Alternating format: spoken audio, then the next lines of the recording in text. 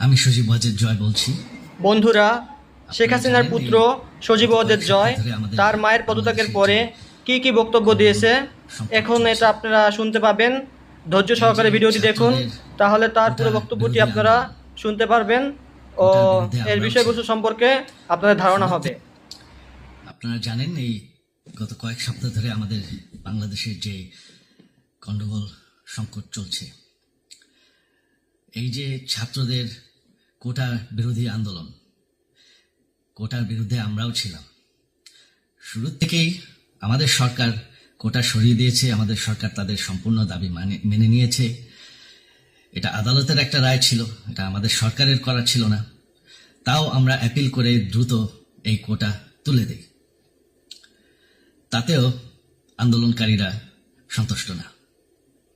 আমরা তাদেরকে আলোচনায় ডেকেছি, আমরা একটা জুডিশিয়াল কমিশন করেছি যে সংঘর্ষে যে হত্যাকাণ্ড হয়েছে সেটার বিচারের জন্য। অনেক পুলিশ অফিসার যারা অতিরিক্ত ফোর্স ইউজ করেছে তাদেরকে আমরা সাসপেন্ড করেছি। তাতেও এই আন্দোলনকারীরা সন্তুষ্ট নয়। আমরা যতই ছাড় দেন, প্রধানমন্ত্রী নিজেই তাদেরকে ডেকেছেন যে আসেন আমরা আলোচনায় বসি, তাতেও তারা সন্তুষ্ট না। আমরা যতই ছাড় দিতে থাকি, যতই তাদের দাবি মেনে নিতে থাকি, তারা কিছুতেই সন্তুষ্ট না, তারা খালি দাবি বাড়িয়ে যাচ্ছে। এখন দাবি হচ্ছে যে সরকারের পতন। তবে সরকারের পতন হওয়ার পর কি হবে, কি হবে এটা কেউ ভেবেছে? আমরা বাংলাদেশে গণতন্ত্র রক্ষা করে রাখতে চাই। সরকার পতন করে নতুন সরকার আসার সাংবিধানিক অনুযায়ী শুধুমাত্র একটি উপায় আছে, সেটা হচ্ছে নির্বাচন। আমাদের সুপ্রিম কোর্ট রায় দিয়েছে যে কোনো অনির্বাচিত সরকার 1 মিনিটের জন্য ক্ষমতা নিতে পারবে না। তো তাদের এই নির্বাচনের দাবিও যদি আমরা মেনে নেই, তো তারা তো এই পর্যন্ত কোনো দাবি, আমরা যত দাবিতেই রাজি হয়েছি তারা তাদের দাবি বেরিয়ে যাচ্ছে।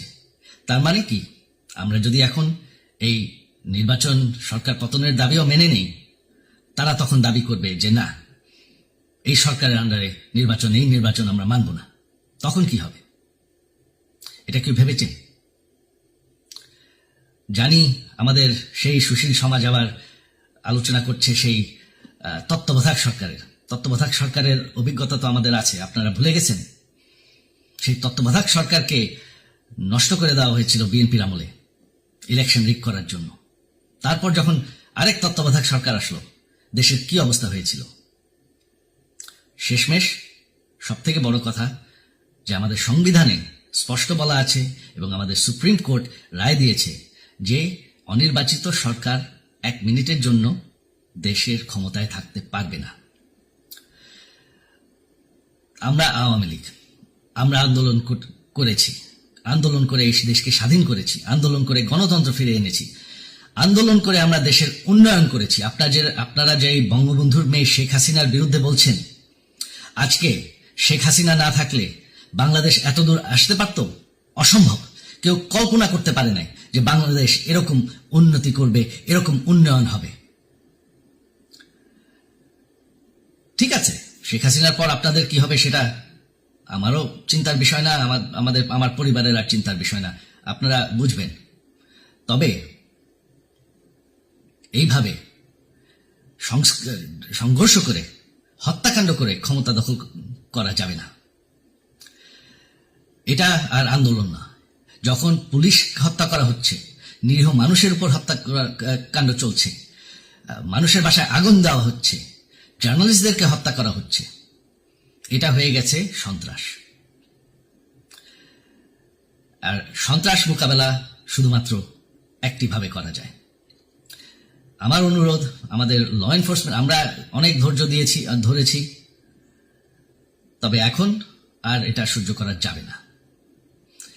ল এনফোর্সমেন্ট এজেন্সি, বিজিবি এবং কি আমাদের মিলিটারির প্রতি আমার আহ্বান যে আপনাদের দায়িত্ব হচ্ছে আমাদের দেশের মানুষকে নিরাপদ রাখা এবং আমাদের দেশকে নিরাপদ রাখা, আমাদের দেশের সংবিধানকে নিরাপদ রাখা, সংবিধানকে রক্ষা করা। তার মানে এক মিনিটের জন্য কোনো অনির্বাচিত সরকার আমাদের ক্ষমতায় আসতে দিবেন না। এটা হচ্ছে আপনাদের দায়িত্ব, কারণ সেইটা হলে আমরা আবার পাকিস্তানের মতন হয়ে যাব। আমাদের যেই যে 15 বছরের উন্নয়ন সব শেষ হয়ে যাবে। বাংলাদেশ এর থেকে আর কোনোদিন ফিরে আসবে না। আমিও সেটা চাই না, আপনারাও সেটা চান না। আমি সজীব ওয়াজের জয় যতদিন আমার পক্ষে সম্ভব আমি সেটা হতে দেব না। জয় বাংলা, জয় বঙ্গবন্ধু।